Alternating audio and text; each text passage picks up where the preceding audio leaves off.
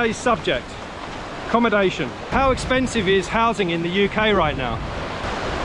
On the average salary, how many years would it take to buy an average 2-bedroom house, say, for example? Is it the highest it's ever been in history? Well, in 2023, the average salary in the UK was £37,500. And while the average price in the UK for a 2-bedroom house is 300 grand. That's across the country, the average. In the southeast, you could probably put another 30% or more on that. So, okay, so what does that work out to be? Well, I think quick calculations, not taking off the tax, so that would take you about 8 years of salary to pay off the average mortgage of £300,000. So yeah, that is the highest in history. Now, there was a time in terms of how many years it would take. So in 1970, late 70s to the early 80s, some of the more mature people watching this will know that the interest rates went up from around 15 to 17%. So mortgages were difficult at that time to get based on your salary. So over the last few decades, house prices relative to income has been rising, and it's been rising for probably 4 decades now.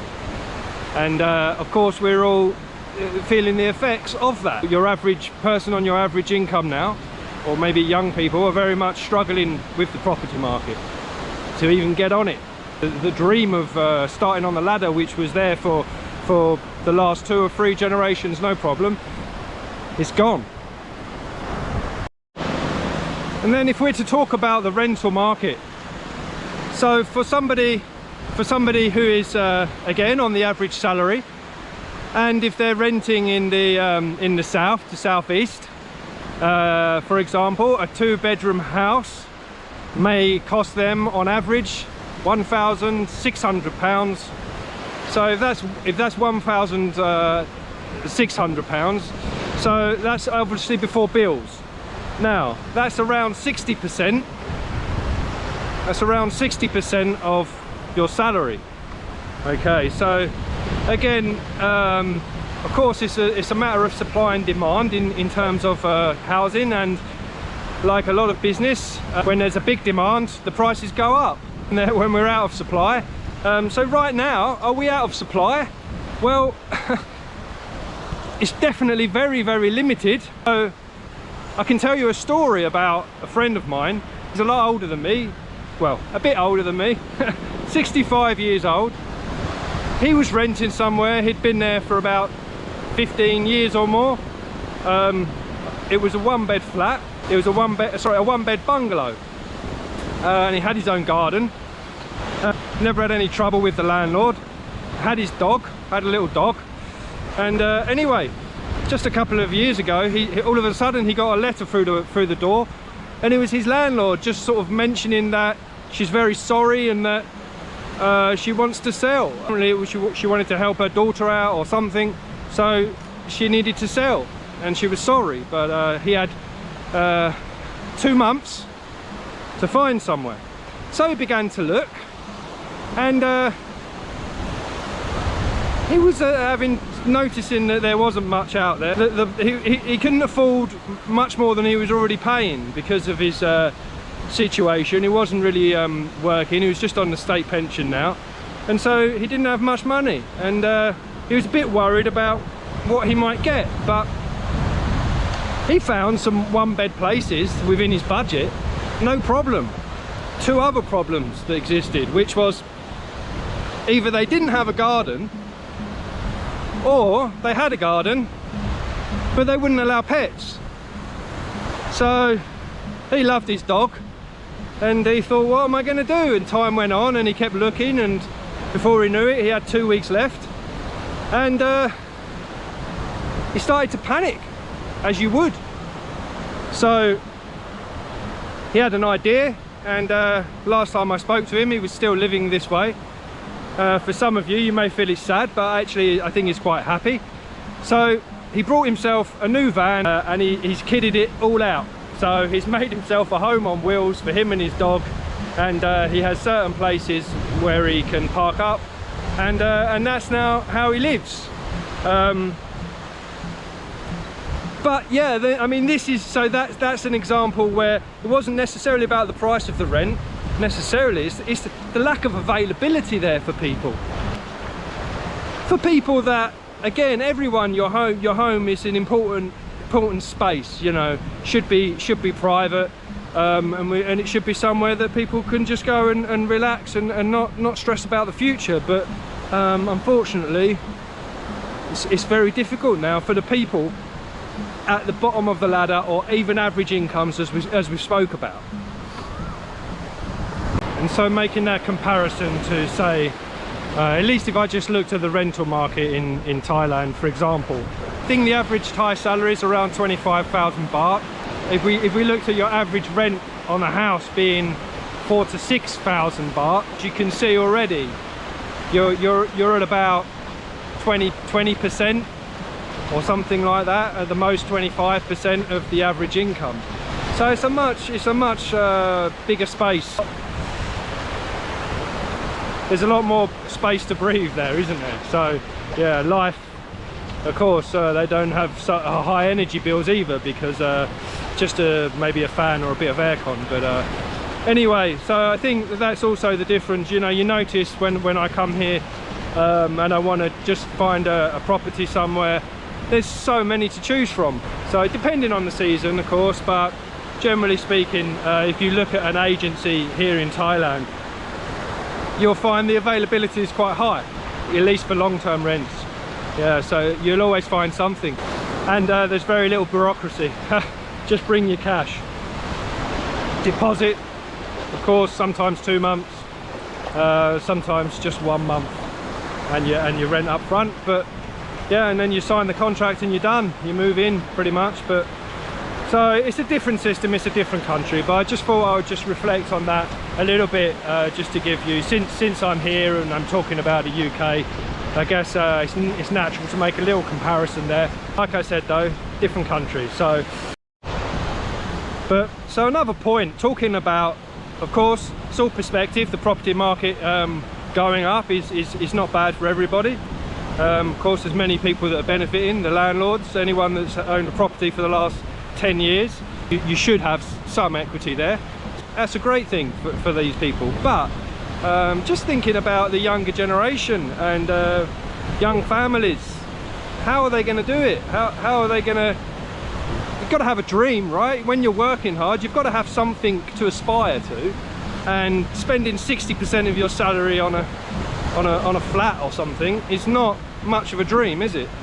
But, you know, just comparing to here in Thailand, so there seems to be a great availability with the properties, and one might say that's not a great thing for an economy. But did you know, actually in the UK, in London alone, 8% of the properties are empty. Why are they empty, you ask? Because they're bought for investments from outsiders. They're all bought for investment properties, holiday homes for the rich all around the world. Now, you know, why is our government allowing anybody or any company to come into our country and buy up our assets? We're a fairly small, tiny landmass, the UK, and is it right that the housing that we have, we just open up, like, it's like putting it in a shop window, isn't it? Safe investment for anybody throughout the world, and without thinking about the consequences of that, and without thinking about the people that are on an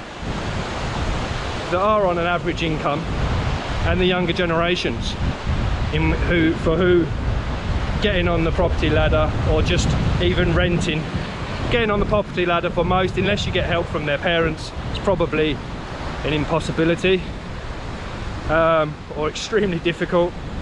And renting, on the other hand, is also a challenge, as I've just mentioned. Lack of supply and rising rates also.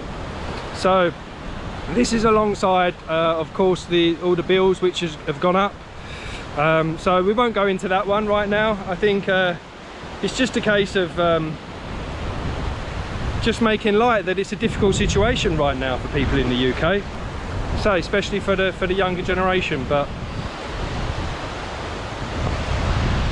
I guess you've always got the choice of moving. So me living in the southeast, it's difficult.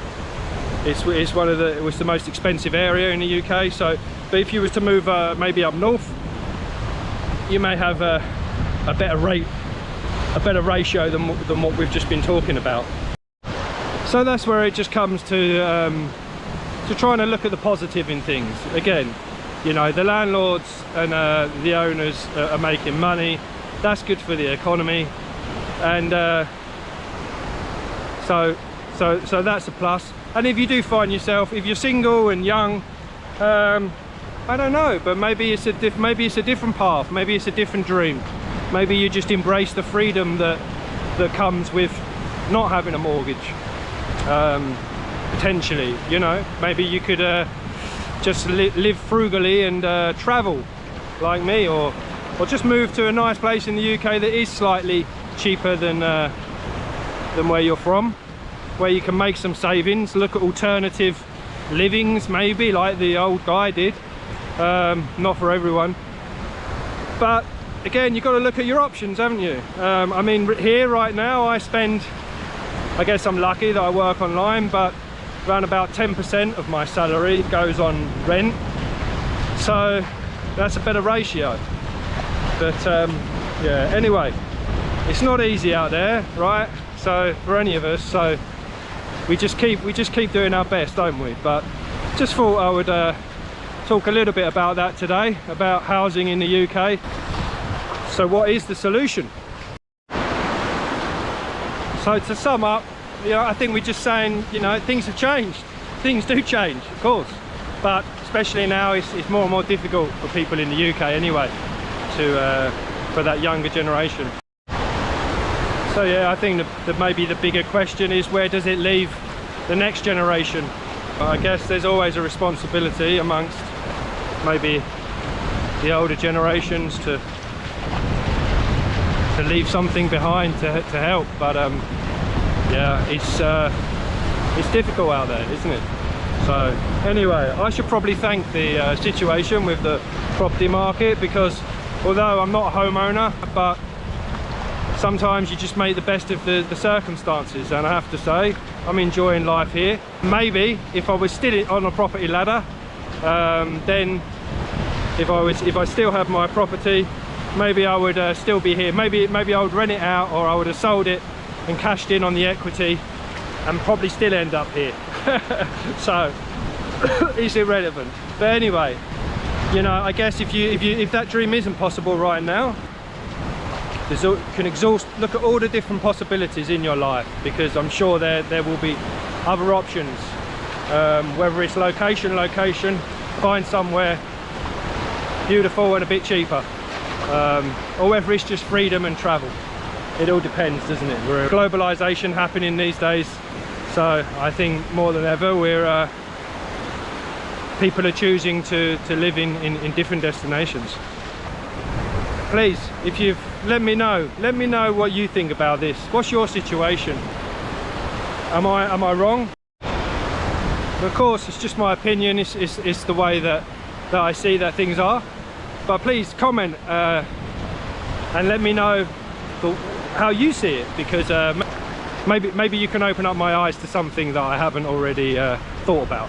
So thanks for watching. Take care of yourselves.